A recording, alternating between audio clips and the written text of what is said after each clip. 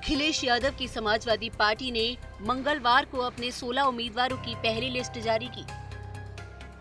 इस सूची में अखिलेश यादव के परिवार के 3 सदस्यों के नाम शामिल हैं। एसपी की लिस्ट ने इंडिया गठबंधन में हलचल पैदा कर दी है। एसपी ने दावा किया है कि ये गठबंधन की लिस्ट है। दूसरी ओर कांग्रेस ने लिस्ट पर ही सवाल खड़े किए हैं। साथ ही इशारों में अखिलेश यादव को ये धमकी भी दी है कि उसके पास कई और विकल्प भी हैं। कांग्रेस के यूपी प्रभारी अविनाश पांडे ने सूची पर संदेह जताते हुए कहा कि एसपी की ओर से जारी लिस्ट नहीं लगती। अविनाश पांडे का कहना है कि गफलत पैदा करने के लिए शायद बीजेपी ने ये लिस्ट जारी की है। अविनाश पांडे ने इसकी वजह भी बताई है। उन्होंने कहा है कि सूची में कई ऐसी सीटों पर भी प्रत्याशी घोषित किए गए हैं जिन पर गठबंधन में चर्चा चल रही थी। मुझे तो थोड़ा सा कामना ये शक होता है कि ये जो लिस्ट है वाकई में समाजवादी ने, मुझे नहीं लगता कि होगी। ये कोई भारतीय जनता पार्टी या विरोधी दल की कोई साजिश दिखती है जहाँ पर इस प्रकार की घोषणा कर रहे हैं, क्योंकि लिस्ट की घोषणा करना, लिस्ट इस प्रकार से नामों की घोषणा करना, कोई ऐसा समझौता हुआ ही नहीं है जो मैं इस पर सिरे से नकारता हूँ। और उसमें से भी वो सीटें जिसके ऊपर में बहुत अच्छी बातें हो चुकी हैं, उन सीटों को भी इसमें शामिल करके उससे घोषित कर देना, तो ऐसा मुझे नहीं लगता कि समाजवादी पार्टी या आदरणीय अखिलेश जी इस प्रकार की कोई गलती करेंगे। उनके नॉलेज में ये चीज़ नहीं होगी, शायद ऐसा मुझे लगता है।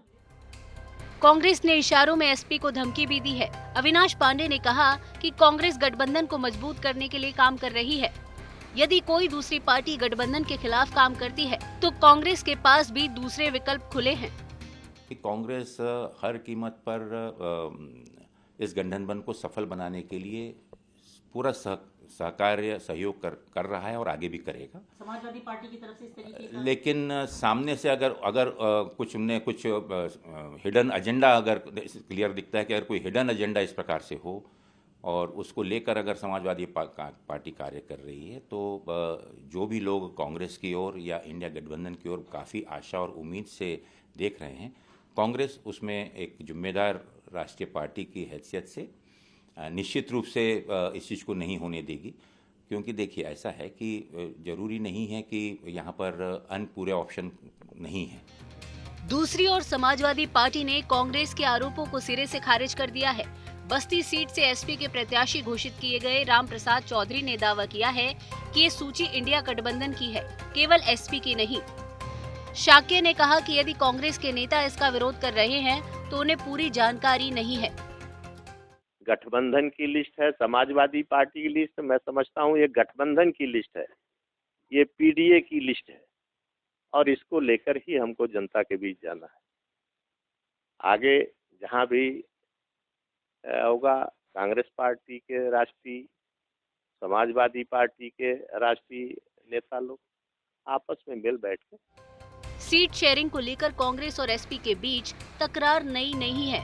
इसकी शुरुआत मध्य प्रदेश में विधानसभा चुनावों से हुई थी, जो अब भी जारी है। 2 दिन पहले ही अखिलेश ने कांग्रेस को यूपी में 11 सीटें देने का ऐलान किया था। कांग्रेस ने इस पर आपत्ति जताई थी। इसके ठीक बाद उन्होंने अपनी पार्टी की पहली लिस्ट जारी कर ये संदेश देने की कोशिश की है कि यूपी में सीटों का बंटवारा उनकी मर्जी से होगा। डर इस बात का है कि इसको लेकर कहीं दोनों पार्टियों के बीच ऐसी खाई पैदा न हो जाए कि अखिलेश बंगाल में ममता बनर्जी की तरह कांग्रेस से अलग होकर चुनाव लड़ने का ऐलान कर दे। चुनाव आज तक।